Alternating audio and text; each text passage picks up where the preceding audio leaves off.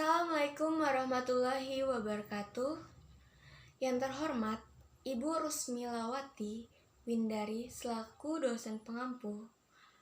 Perkenalkan, nama saya Septiana Indah Murianti dengan NIM 2111111000092. Di sini, saya dan teman-teman saya akan menjelaskan tentang hukum pidana. Sejarah berlakunya KUHP di Indonesia.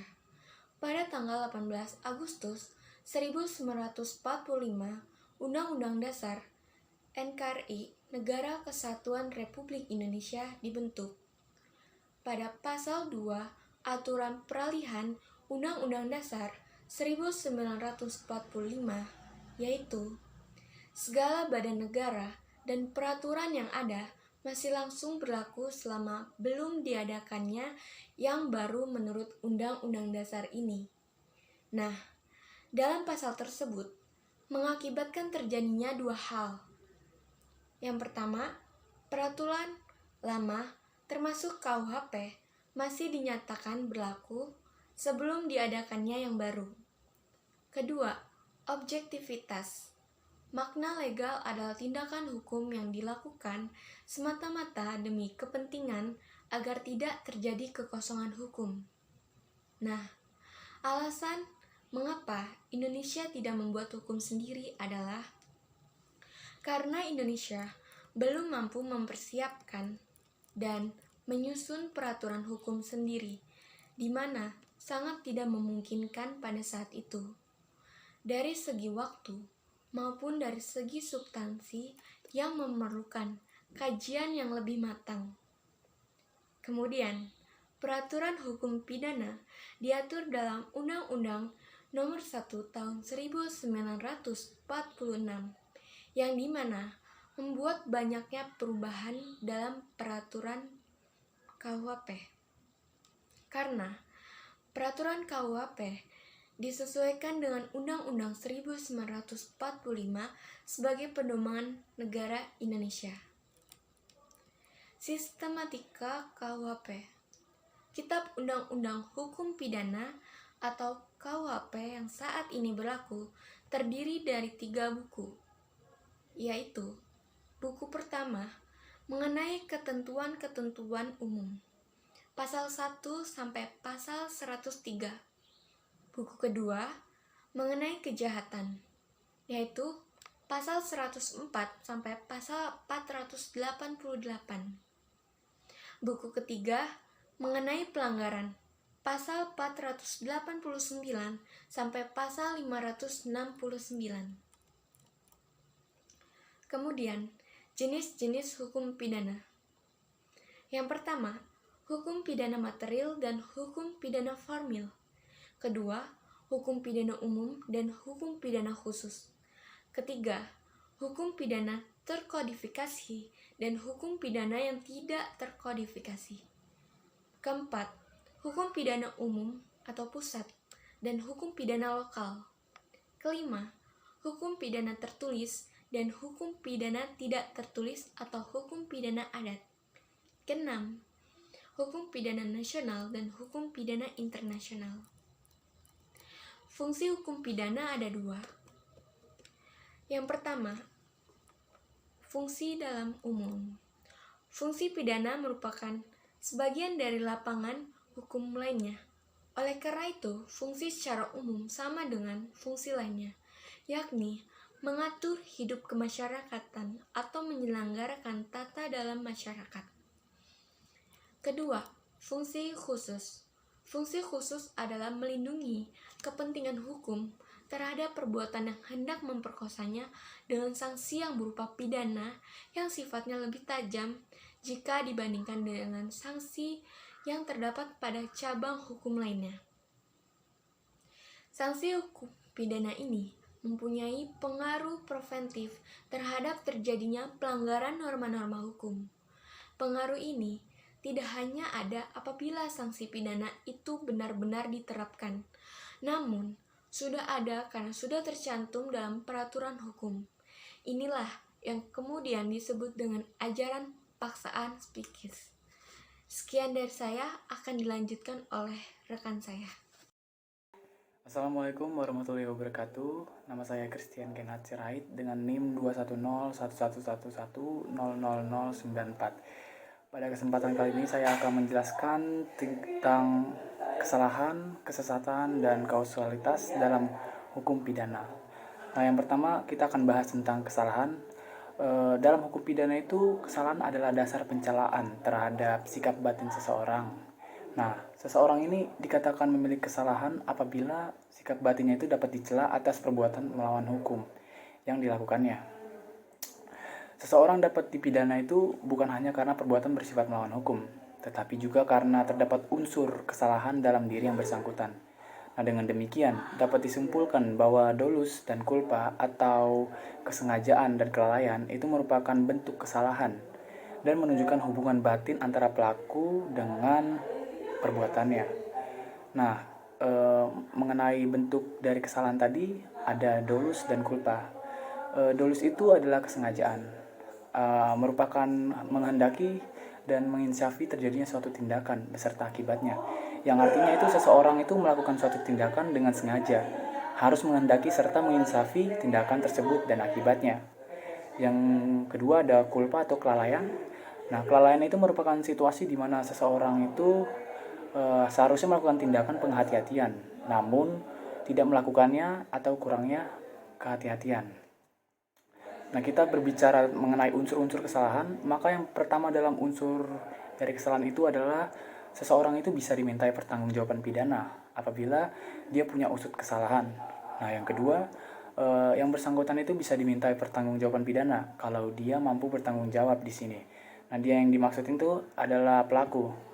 Nah, yang ketiga ada pelaku itu dengan perbuatan itu harus mempunyai hubungan batin.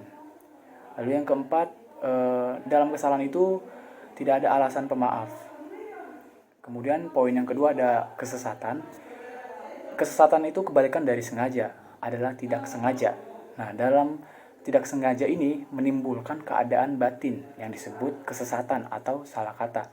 Nah, kesesatan ini memiliki jenis-jenis. Dalam kesesatan atau kekeliruan itu, yang pertama ada error in persona atau kekeliruan mengenai orang, yaitu merupakan kekeliruan antara apa yang dikehendaki oleh pelaku tindak pidana dengan apa yang telah pelaku lakukan sebagai akibat dari salah penglihatan.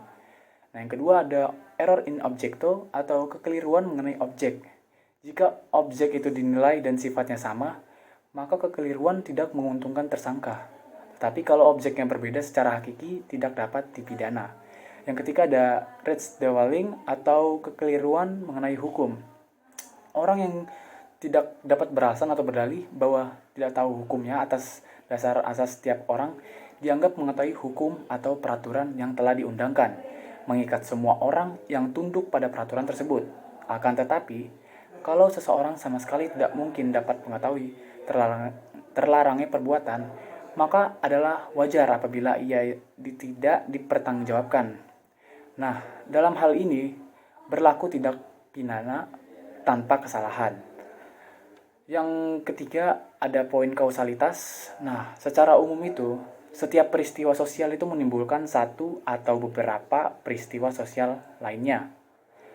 Demikian seterusnya, yang satu mempengaruhi yang lain sehingga merupakan satu lingkaran sebab akibat. Hal ini disebut hubungan kausal, yang artinya adalah hubungan sebab akibat atau kausalitas. Nah, ajaran kausalitas ini sering dikaitkan dengan unsur perbuatan yang menjadi dasar dari penentuan apakah seseorang itu sudah melakukan suatu tindak pidana atau tidak. Apa ada unsur kesalahan atau di dalamnya. Nah, dalam penentuan dasar pertanggungjawaban pidana seseorang di mana ada kontrol pelaku atau sebagai kehendak bebas keadaan lainnya di luar kehendak pelaku sebagai sebab, maka unsur kesalahan menjadi penting. Sekian dari saya, kurang lebihnya mohon maaf. Wassalamualaikum warahmatullahi wabarakatuh. Perkenalkan, nama saya Nelly Saada dengan NIM 2101111000074. Sekarang saya akan membahas materi yang keenam, yaitu tentang tindak pidana. Tindak pidana adalah suatu perbuatan yang diancam pidana dalam ketentuan undang-undang. Tindak pidana memiliki dua aliran, yaitu aliran monistis dan aliran dualistis. Menurut aliran monistis, aliran yang melihat keseluruhan syarat untuk adanya pidana itu sebagai sifat dari suatu perbuatan. Selanjutnya, menurut aliran dualistis, aliran yang memisahkan antara perbuatan pidana dengan pertanggungjawaban pidana sebagai syarat-syarat yang mandiri, namun dependensi hanya adanya pidana. Tindak pidana menurut penganut monistis, menurut De Simon, yang menjelaskan tindak pidana melalui unsur-unsurnya yang dapat dibagi menjadi unsur objektif dan unsur subjektif sebagai satu kesatuan untuk dapat dipidananya seseorang, yakni perbuatan manusia diancamnya dengan pidana melawan hukum dan dilakukannya dengan kesalahan, dan yang terakhir oleh orang yang mampu bertanggung jawab. Selanjutnya, menurut Wirjono Prodjodikoro, tindak pidana adalah perbuatan yang pelakunya dapat dikenakan pidana. Tindak pidana menurut penganut dualistis, menurut Habefos, tindak pidana hanya berunsurkan dua, yaitu kelakuan manusia, dan yang kedua diancamnya pidana dalam undang-undang. Menurut Pompe, tindak pidana adalah perbuatan yang diancam pidana dalam ketentuan undang-undang. Menurut Mujakno, perbuatan pidana harus ada unsur-unsur, yaitu perbuatan dari manusia itu, dan yang kedua memenuhi rumusan undang-undang atau syarat formil, dan yang terakhir melawan hukum atau syarat material. Pendapat Muljatno pada perkembangannya juga diikuti oleh Sudarto dan Barda Nawawi Arif.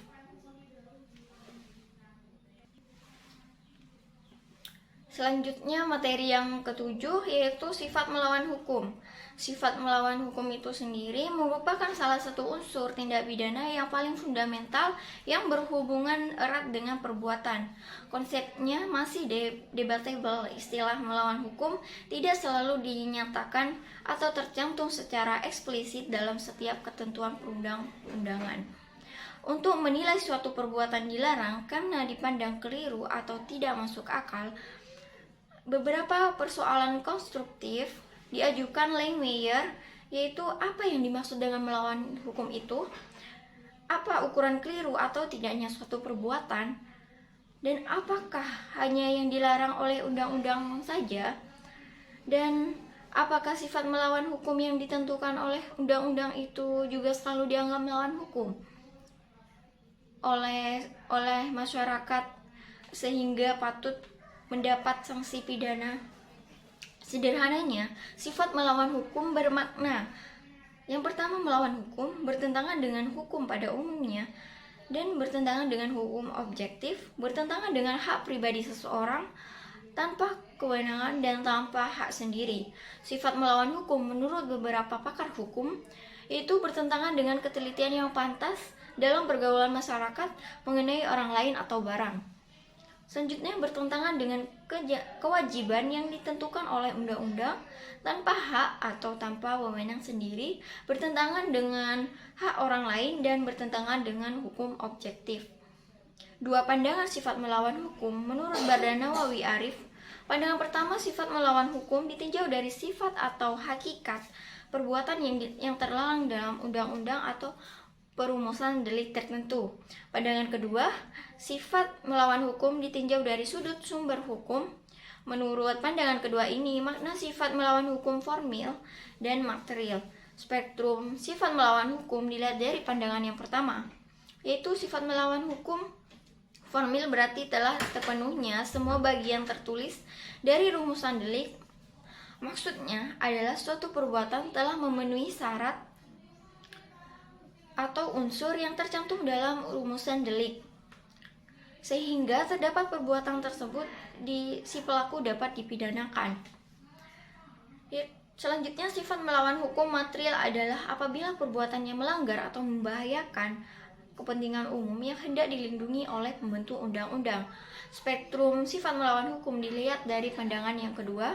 Sifat melawan hukum formil adalah apabila perbuatan tersebut melawan atau bertentangan dengan undang-undang atau kepentingan umum yang disebut oleh undang-undang. Oleh karena itu, sifat melawan hukum formil di sini disebut dengan on-faith mandate. Sifat melawan hukum material adalah apabila perbuatan tersebut melawan atau bertentangan dengan hukum tidak tertulis atau hukum yang hidup, bertentangan dengan asas-asas kepatutan dan nilai-nilai dan norma kehidupan sosial dalam masyarakat, termasuk tata susila dan hukum kebiasaan atau adat. 4. Ruang lingkup sifat melawan hukum menurut Schatzmeister, yaitu sifat melawan hukum umum, sifat melawan khusus, sifat melawan formil, dan sifat melawan material. Fungsi sifat melawan hukum, fungsi positifnya, sumber hukum material atau hal-hal di luar hukum tertulis dapat digunakan untuk menyatakan atau memositifkan suatu perbuatan hingga tetap dipandang sebagai tindak pidana.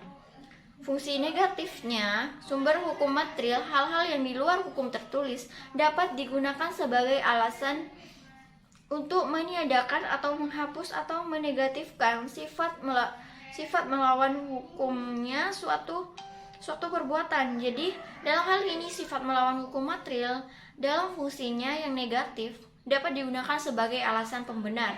Alasan pembenar ini merupakan salah satu alasan penghapus pidana.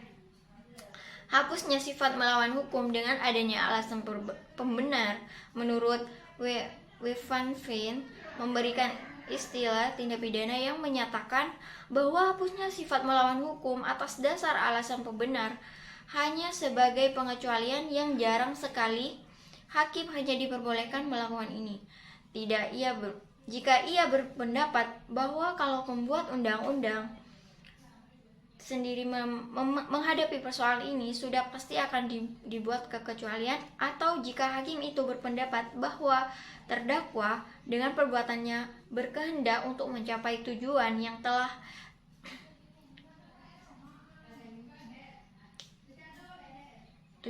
baik sehingga dapat dipertanggungjawabkan, dikesampingkan kepentingan pembuat undang-undang yang membuat peraturan pidana dengan tujuan memberikan perlindungan.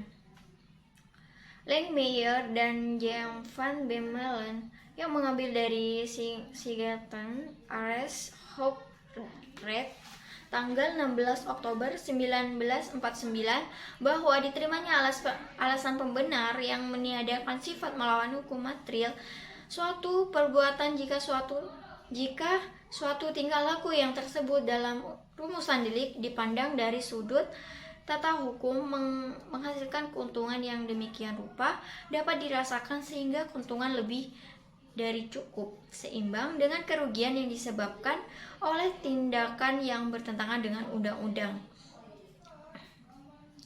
Kriteria hapusnya sifat melawan hukum yaitu mempunyai tujuan nyata yang memberikan manfaat terhadap kepentingan umum yang hendak dilindungi oleh pembuat undang-undang, melindungi suatu kepentingan hukum yang lebih tinggi dibandingkan dengan kepentingan hukum yang dituju oleh perumusan tindak pidana yang dilanggarnya, mempunyai nilai yang lebih besar bagi kepentingan masyarakat dibandingkan dengan kepentingan diri sendiri.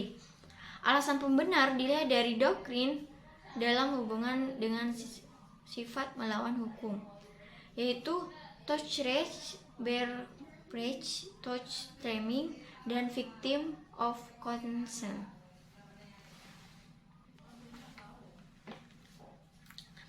Selanjutnya materi ke-8 berbicara tentang subjek hukum pidana, kemampuan bertanggung jawab dan pertanggungjawaban pidana. Kita berbicara subjek dalam hukum pidana dulu. Yang pertama itu terdiri dari orang atau manusia, dan yang kedua korporasi atau disebut res person. Pertanggungjawaban pidana. Menurut Martiman Porjo Hamijojo berpendapat bahwa pertanggungjawaban pidana dapat ditinjau dalam dua arti, yakni yang pertama pertanggungjawaban pidana dalam arti luas yang terdiri dari 3 unsur, yaitu yang pertama kemampuan bertanggung jawab orang yang melakukan perbuatan, yang kedua hubungan batin atau sikap psikis orang yang melakukan perbuatan dengan perbuatannya baik sengaja atau culpa. Yang ketiga, tidak adanya alasan yang menghapuskan pertanggungjawaban dari si pembuat. Pertanggungjawaban pidana dalam arti sempit terdiri dari dua unsur, yaitu sengaja atau alpa, sengaja atau dolus, dan alpa atau culpa. Pertanggungjawaban pidana korporasi menurut Marjono, Reksodiputro, dan Muladi mengatakan bahwa ada 3 sistem pertanggungjawaban, yaitu sebagai subjek tindakan pidana, yaitu pengurus korporasi sebagai pembuat atau penguruslah yang bertanggung jawab, korporasi sebagai pembuat atau pengurus yang bertanggung jawab, dan korporasi sebagai pembuat yang bertanggung jawab. Kemampuan bertanggung jawab menurut Van Hamel adalah suatu keadaan normal dan kematangan psikis seseorang yang membawa 3 macam kemampuan untuk memahami arti dan akibat perbuatannya sendiri, menyadari bahwa perbuatan itu tidak dibenarkan atau dilarang oleh masyarakat, dan menentukan kemampuan atau kecakapan terhadap perbuatan tersebut.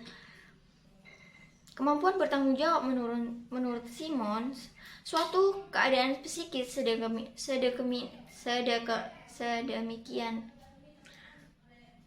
Kemampuan bertanggung jawab menurut Simon suatu keadaan psikis sedemikian yang membenarkan adanya penerapan suatu upaya pemidanaan, baik dilihat dari sudut umum maupun dari orangnya. Seseorang dikatakan bertanggung jawab apabila ia mampu untuk mengetahui atau menyadari bahwa perbuatan tersebut itu bertentangan dengan hukum, dan ia dapat menentukan kehendaknya sesuai dengan kesadaran. Kemampuan bertanggung jawab menurut Satoshi Kartanegara yaitu dapat dipertanggungjawabkan adalah mengenai keadaan jika seseorang, sedangkan Tochkenberhead pertanggungjawaban adalah mengenai perbuatan yang dihubungkan dengan sifat pelaku atau pembuat. Seseorang dapat dipertanggungjawabkan jika keadaan jiwa orang itu sedemikian sehingga ia dapat mengenai atau tahu akan nilai dari perbuatannya itu, juga akan mengerti akan akibatnya. Keadaan jiwa orang itu adalah sedemikian rupa sehingga ia dapat menentukan kehendaknya atas perbuatan yang dilakukan. Orang itu harus sadar insaf bahwa perbuatan yang dilakukan adalah perbuatan yang terlarang atau tidak dibenarkan oleh hukum masyarakat maupun tata susila. Asas-asas dalam hukum pidana. Yang pertama, asas legalitas. Asas ini berkaitan dengan seseorang itu tidak dapat dikenakan suatu sanksi pidana selama tindak kejahatan yang dilakukan itu tidak terdapat dalam KUHP. Sebagaimana dijelaskan pasal 1 ayat 1 yang berbunyi, tidak ada perbuatan apapun yang dapat dipidana kecuali atas kekuatan aturan pidana perundang-undangan yang sudah dicantumkan. Yang kedua, asas kesalahan. Kesalahan sebagai syarat umum pemidanaan baru menjadi pertimbangan setelah terbuktinya suatu perbuatan pidana. Setelah terpenuhinya unsur-unsur tertulis delik, bestandel terpenuhi sifat melawan hukum formil. Artinya perbuatan tidak disertai dengan kesalahan sehingga tidak ada pidana yang dijatuhkan atau menghapuskan pidana. Yang ketiga, asas lex specialis. Penafsiran hukum yang menyatakan bahwa hukum yang bersifat khusus mengesampingkan hukum yang bersifat umum. Contohnya dalam pasal 63 ayat 2 KUHP berbunyi, jika suatu perbuatan masuk dalam suatu aturan pidana yang umum, diatur pula dalam aturan pidana yang khusus, maka hanya yang khusus itulah yang diterapkan.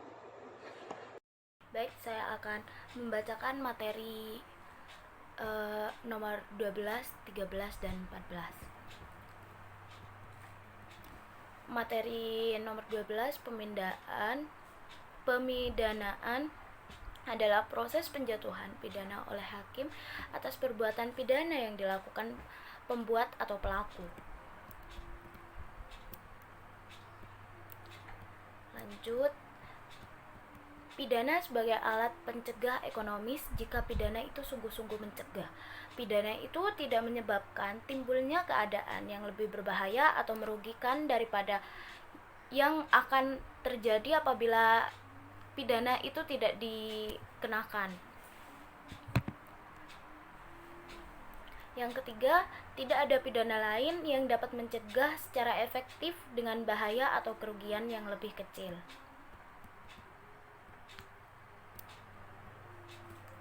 Pemidanaan harus diarahkan terhadap terwujudnya suatu tujuan atau manfaat yang diharapkan dengan dikenakan pidana terhadap pelaku kejahatan. Pemidanaan harus mengandung unsur-unsur kemanusiaan, yang artinya pemidanaan tersebut menjunjung tinggi harkat dan martabat seseorang. Edukatif, pemidanaan itu mampu membuat orang sadar sepenuhnya atas perbuatan yang dilakukan dan menyebabkan ia mempunyai sikap jiwa yang positif dan konstruktif bagi usaha penanggulangan kejahatan. Teori tujuan pemidanaan. Teori absolut atau teori retributif. Yang kedua, teori relatif. Yang ketiga, teori gabungan. Teori relatif dibagi menjadi dua, yaitu prevensi umum dan prevensi khusus. Pidana dan tindakan. Dalam hukum pidana dikenal dua macam sanksi, yaitu sanksi pidana dan sanksi tindakan. Yang kedua, Satoshi Kartanegara berpendapat bahwa sanksi tindakan merupakan sanksi dalam hukum pidana yang tidak bersifat siksaan. Perbedaan pidana dan tindakan. Sanksi pidana pada dasarnya bersifat reaktif terhadap suatu perbuatan, sedangkan sanksi tindakan lebih bersifat antisipasi terhadap pelaku perbuatan. Jenis sanksi pidana. Pasal 10 KUHP, pidana pokok atau pidana mati, penjara, kurungan, denda, dan tutupan. Pidana tambahan, pencabutan hak-hak tertentu, perampasan barang tertentu, pengumuman putusan hakim. Konsekuensi adanya pasal 10 KUHP. Konsekuensi dari telah ditentukan jenis-jenis sanksi pidana dalam pasal 10 KUHP ini adalah hakim tidak diperkenakan menjatuhkan sanksi pidana selain yang telah ditentukan dalam pasal 10 KUHP.